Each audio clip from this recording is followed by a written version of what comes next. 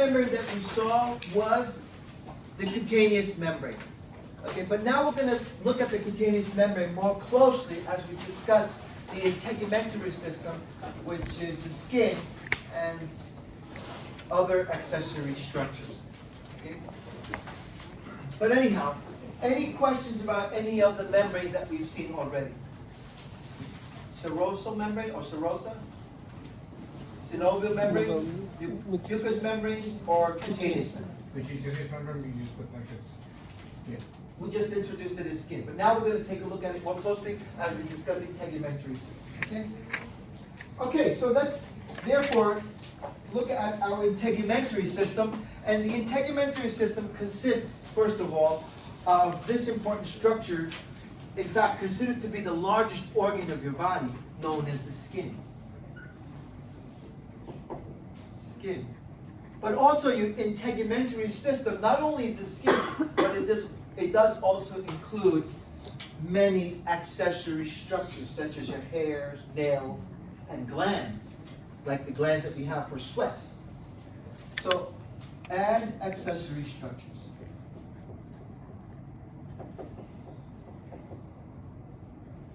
Okay, so that is your integumentary system. Now, You say glands? yeah, your glands in your skin, right? The glands in your skin, like the sweat glands. So let's look at some of the various general functions that we find in your skin and your integumentary system. One important function of your skin and your integumentary system is protection, right? It surrounds your body, so therefore it provides protection. Okay. Another important thing that we use our skin mainly for is for sensing the world around you.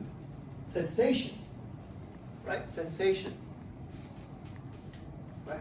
Such as you want to feel the sensation of certain texture when you're going to buy clothes. Or maybe the sensation of something, such as something hot or cold. So sensation is another purpose of your skin and integumentary system. Sensation. Thermoregulation.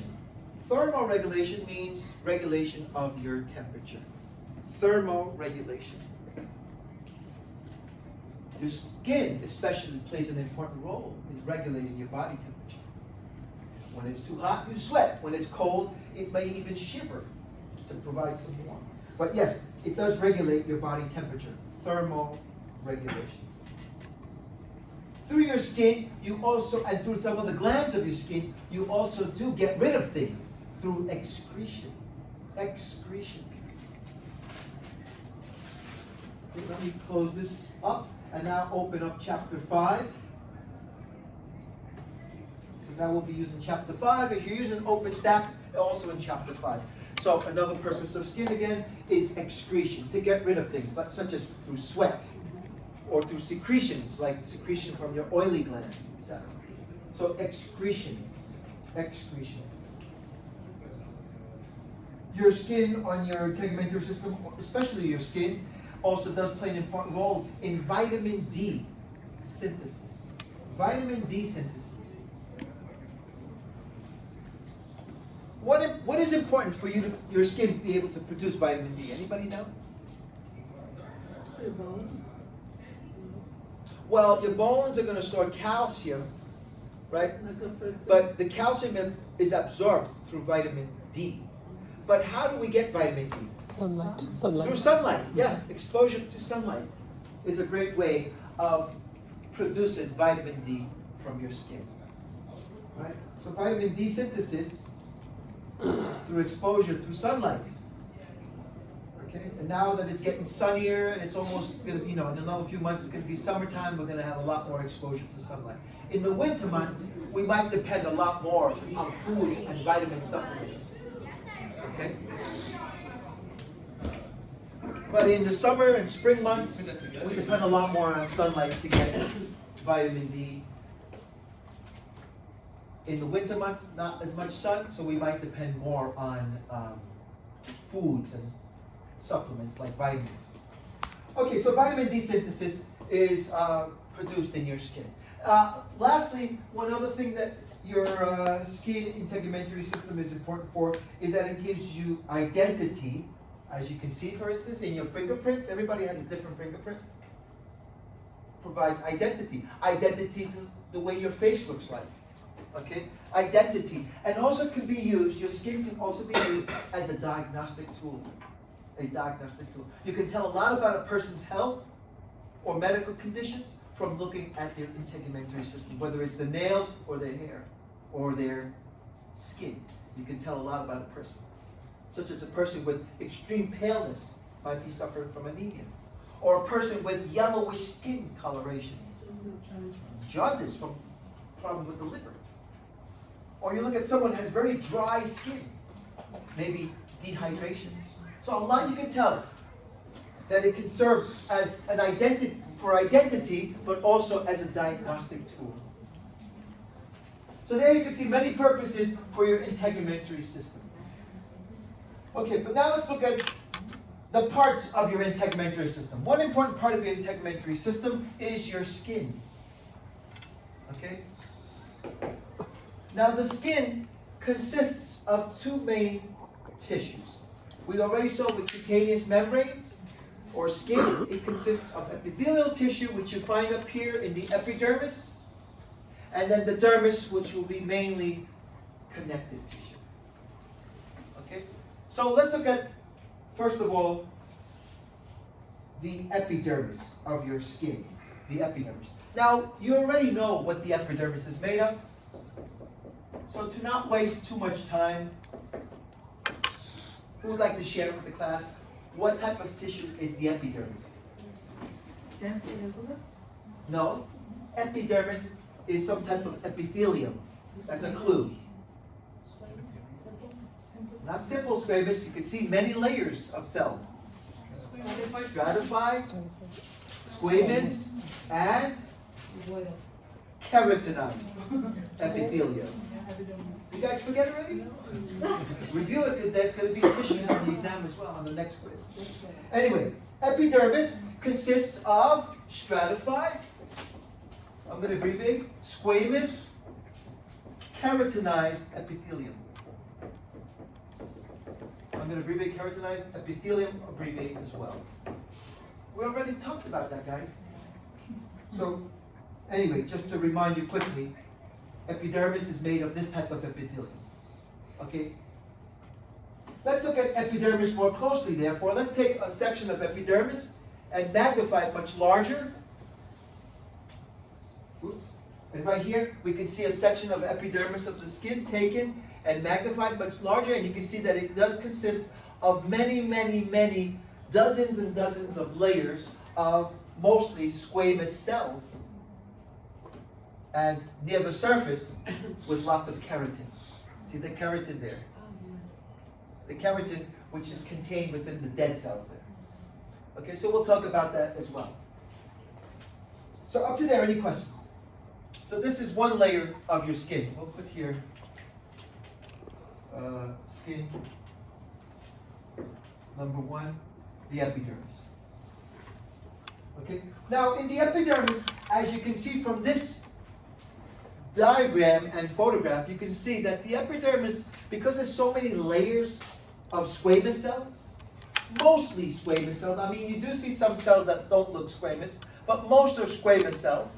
That you can see that there's so many layers of squamous cells that we're gonna place them into different sections. Each section or part of the epidermis is called a stratum. Stratum. Stratum means a layer or a part. So here, let's start with the deepest stratum. The deepest stratum, the one that consists of a single layer of cells. Now it's not flat, but it actually goes up like a roller coaster, then down, and it comes up again like wavy-like fashion. That's why you see on epidermis, those waves. See those waves? Look like ridges going up and down like a roller coaster. Anyway, that first layer there, or deepest layer, is called the stratum basale. Here I'll put stratum basale. Basale means the base, right? Stratum basale. The basal layer. So there, what do we find in the stratum basale? You can see right here, this is the stratum basale, this single layer of cells. Okay? Very thin, single layer of cells, that we do have different cells there. Different types of cells. One major cell group that we find in the stratum basale is this type of cells called the keratinocytes. Keratinocytes.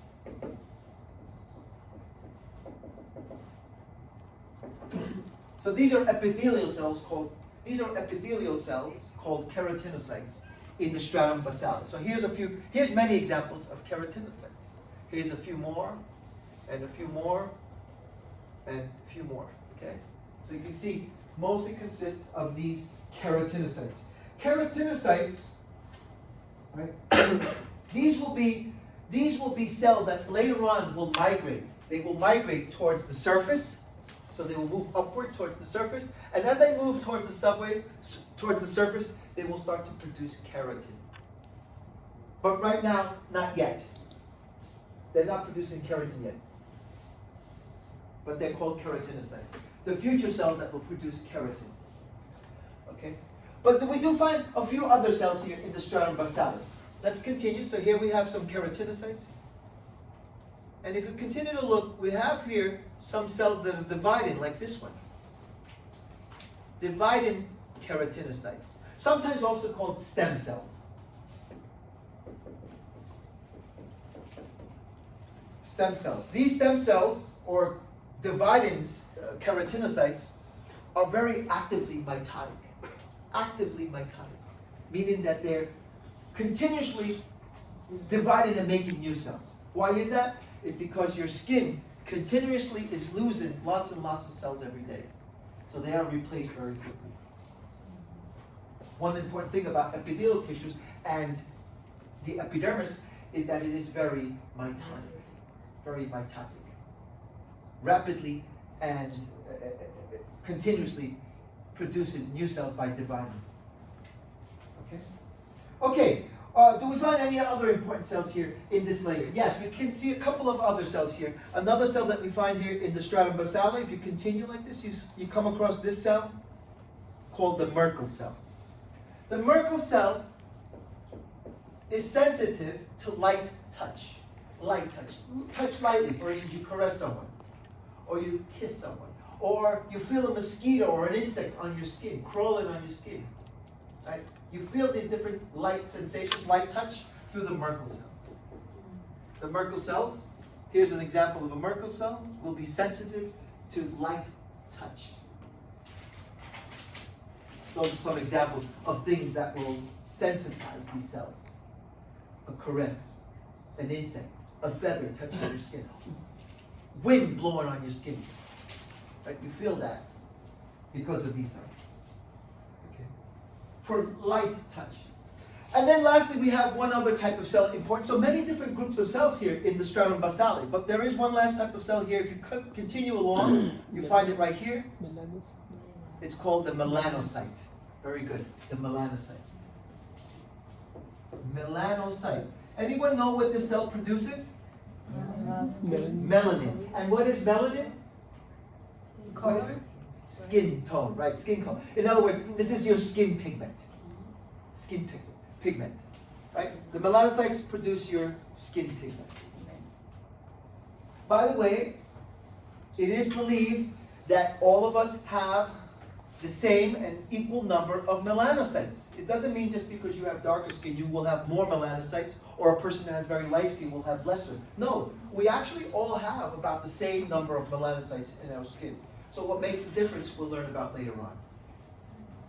Okay, well, what makes the difference? But we do all have the same number of melanocytes in our skin. So then how come I'm darker than other persons and I'm lighter than other persons? That we'll discuss with skin pigmentation. Okay, let's continue therefore. Now, let's move on now to the next layer. So we're going from the deepest layer, the stratum basale, and going outward like this.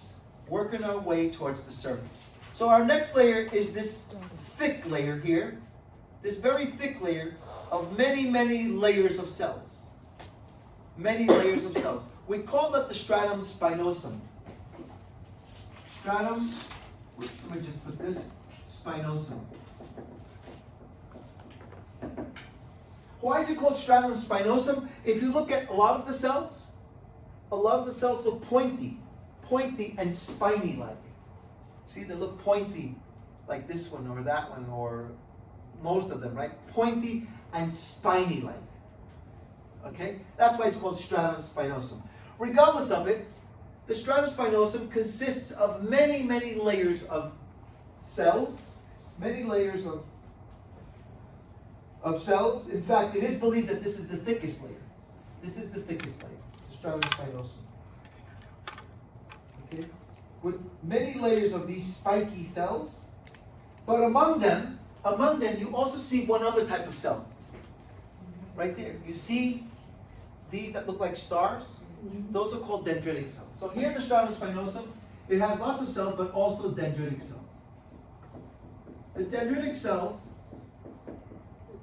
what these cells do is that they will swallow and eat up foreign things. They eat up and swallow foreign things that might be in your skin. Therefore, they carry out what process? Phagocytosis. Phagocytosis. Very good. These are phagocytic cells. Phagocytic cells that we find in our epidermis. Cytosis. The process of eating and swallowing up. Okay? So foreign things, foreign cells, or even dead things, like for instance a dead cell, it will swallow it up if it needs to do that. In a way, it's providing protection also to your epidermis. Okay, now let's move on to the next layer. The next layer is not as thick, but it does consist of about 3 to 5 layers of cells. About 3 to 5 layers of cells. We call that the stratum granulosum. Stratum granulosum. It's called stratum granulosum, because if you look at the cells look like they have little tiny spots all around them.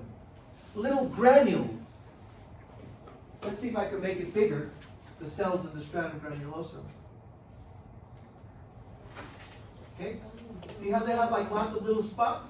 Those are called granules, right? The granules of the cells of the stratum granulosum, again, somewhere between 3 to 5 layers of cells. 3 to 5 layers of these granular cells. The cells are filled with these granules that contain keratin and lipids. Cells filled with keratin, and lipids.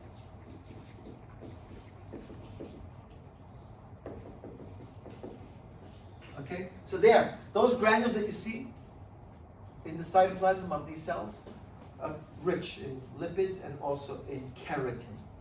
Now we're starting to see a lot more keratin being produced as we get nearer the surface.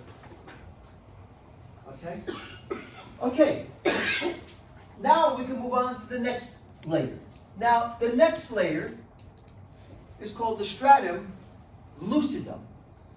This sort of light-colored layer, like whitish, is only found in places of your body, in parts of your skin of your body, where it has much thicker skin. And there's 2 parts mainly that have this type of layer. Stratum lucidum. The 2 parts of your body that are lighter than the rest of your skin. Anyone can tell me where they are? No, the upper part has about the same, the same color as the rest of your body. But there's one part, even if you put it to the sunlight, it will never really darken. Inside your arm? Your Oh, palms your and the bottom of your feet. Oh, yeah. The soles of your feet and the palms of your hands are the 2 parts of your skin the only 2 parts of your skin that contain stratum lucidum. Every other part of your skin does not have this layer. So this is only found in thick skin. Thick skin, such as your palms and bottom of your feet. Now, if you are a person who has very light skin, you probably won't see much difference. But you can see the difference in persons who are darker skinned. The difference is more clear that when you look at the back of your hand compared to the palm of your hand, or the bottom of your foot compared to the rest of your foot, right? So the palms and soles of your feet are lighter colored because it has this layer. Let me actually pull out a little. the stratum lucidum. Okay? Why is it lighter colored? Again, it's because it's a clear layer. It's a clear layer of dead keratinocytes. A clear layer of dead keratinocytes. There's actually a protein that makes it look clear colored. But you wouldn't have this, you wouldn't have stratum lucidum in the skin on your face, or the back of your arm, or any other part of your body, only found in your palms and feet, bottom of your feet. Okay? So next time you go to the beach, people who are sunbathing, or people who generally just darker in skin color, just look at the bottom of their feet, it's always going to be lighter. I've never seen anybody go sunbathing for their feet, the bottom of their feet, they don't do that. Anyway. Then there's lastly, one last layer, and that one is the one that you see here, that is the outermost layer of your skin, called the stratum corneum.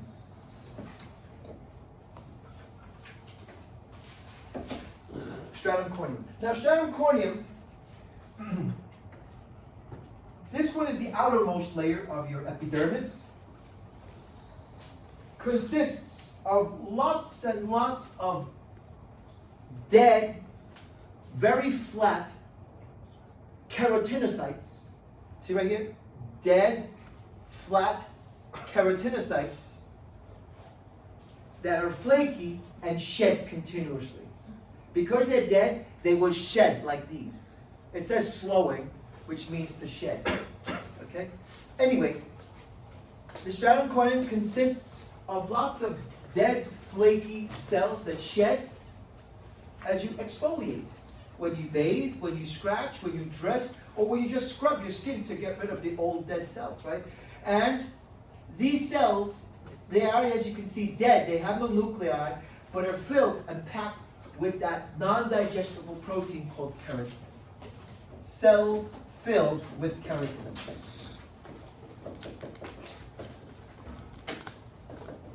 In fact, it's the keratin that causes the death and destruction of the cells. As the cells fill with so much keratin, they will actually die, and then at the surface, they will shed. Okay? So as the cells migrate towards the surface, all the epithelials are going to continue migrating, pushing towards the surface. As they get closer to the surface, they start to fill with more keratin, and finally they die, and are replaced by new cells produced down here in the stratum basale. Okay, so, therefore, we don't have much time, but I guess we could talk about keratinization, therefore. Keratinization.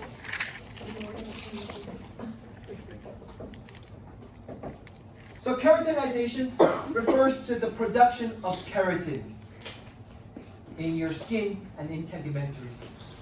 Production of keratin. What is keratin? Keratin is a non-digestible protein.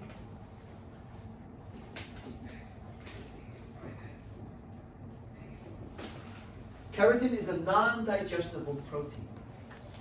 That is the reason why cats, when they lick themselves, they swallow a lot of hair. The hair doesn't digest. It will form hairballs in their stomach and intestines. And some cats have had huge hairballs in their stomachs that when they die and they open up their stomachs, they see these huge hairballs. Same thing with animals and same thing with humans. You shouldn't eat hair. If you do, it will just get stuck in your digestive tract somewhere. Because it doesn't digest. It doesn't break down well. Because it's filled with a lot of keratin. Your hairs, your nails, and your layer there, this outer layer of your skin is mostly keratin. Okay? That's why you see people who, when they uncover bodies, they find bodies after years, they still have hair and nails. Okay? No flesh, but hair and nails still.